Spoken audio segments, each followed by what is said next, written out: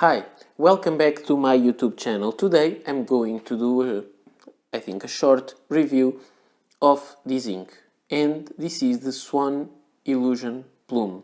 It is an ink from Montblanc and it is quite expensive, as usually are Montblanc products, and I bought this when I bought a Pelican pen, and some time ago, and I thought it would be a good ink to use, but I will talk about it. So if you like the videos I make, please don't forget to subscribe. This ink comes inside these ink bottles, which are quite nice with the Montblanc logo there. This one is quite full still, and let's put this aside and show you the ink swatch. And here we have. So, what can we tell by this ink swatch? We can tell this is a brownish grey or a greyish brown ink, and it has a very, very strange behavior. You may see there that the ink, when you spread it on paper, it has a lot of shading. It's very irregular on the way it gets on paper. I do this swatch by placing a couple of drops of ink on top of this paper, and this is the Rhodia dot pad paper. And then what I do is to spread the ink through the page with a knife. And you may see that in places where the knife took most of the ink, it is almost white there, and then it gets a little bit darker in places where more ink stayed, and then it almost has some greenish brown sheen in places where it got in more in a bigger amount. I think, in my opinion, that this ink is very hard to describe. I look at this ink and I think it is a grey ink, but when we compare it with another grey ink, like the Montblanc Oyster Grey, we can see, no, this is not a grey ink. And you may see that this one also has those very, very faint pieces of parts of ink, but not as many as this one. So, if we compare it with other inks like the Schiffer Script Brown, we can say this is almost red when compared with that one. And for me, the most similar one would be the Pelican Edelstein Smoky Quartz, but this is a very much more saturated ink, because you see almost all the ink swatch is like this part, and even the lighter bits are almost as dark as these ones, and you can't find any piece like those. This is very strange, and I find this quite strange when writing, but I will show that to you in a moment. I want to show you now the chromatography that I made of this ink.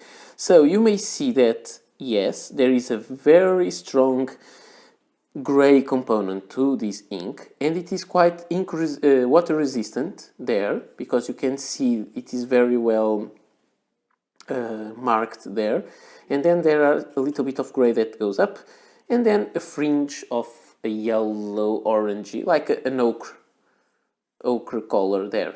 So it is made of gray and ochre, that's what I would say.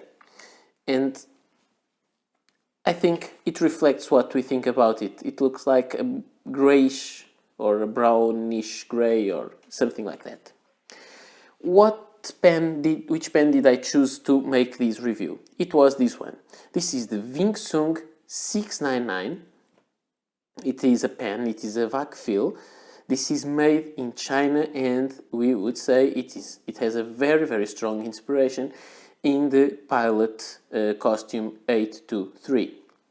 And I thought it was a nice pen to put this ink, and I would say it was a bad choice because it takes a lot of ink inside, and it never runs out, and I wish it did before.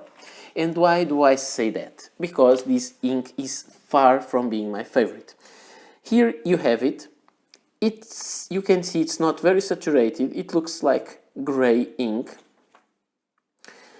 It behaves alright in the moleskin paper. Usually moleskin paper is very prone to bleed through and some feathering, but you can't see much feathering, but the bleed through is slightly visible. And it behaves, it's not very saturated, but it behaves relatively nicely on this paper. But when you get into more coated papers, like this Oxford optic paper, I don't really like it. You can see there, in the S from Wingsung, it got one of those parts, like those, where almost no ink is there. And the feeling that I have is that the pen is not writing enough. Also in the P from transparent there, the first half of the P is almost transparent. And I can't like it. The best performance of this ink is on the Navigator copy paper, because it has no bleed through, no feathering, it behaves perfectly, and it looks more saturated in this paper because it may absorb more ink. But I have to say that this is not my favorite ink, because it reminds me that the pen is not writing at all. And for me it's very hard to deal with. Now, let's see finally how it behaves on Rhodia pad. Sorry, just a little adjustment of the camera, and you can see here that the behavior is very similar with the behavior on the Oxford paper, like the first half of the B and L and many parts of the writing is almost white, almost transparent.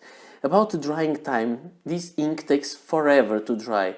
I got until the space I have in this row. I don't want to make it forever, but it takes over 50 seconds to dry. When you draw a line and drop a few drops of water on top of it, you can perfectly see the gray part there, and that is very coherent with our chromatography. It has a gray component that is water resistant, and you can see it there. And now let's go for the final phrase, which is the quick brown fox jumps over the lazy dog. So, as you may see, there is no ink flow problems, but when we write with this pen, with this ink, we feel like there is. The shading is so big, the line saturation is, the variation of the line saturation is so big that it looks like it skipped there. So, this is an ink that I don't really love. I would like to know your opinion. I love the color. I think the color is very nice. I think they got a very interesting ink in terms of color, but I don't really like it in terms of properties. So please, if you want, let me know on the comments below what you think about this ink, and I hope to see you soon in the next video. Bye!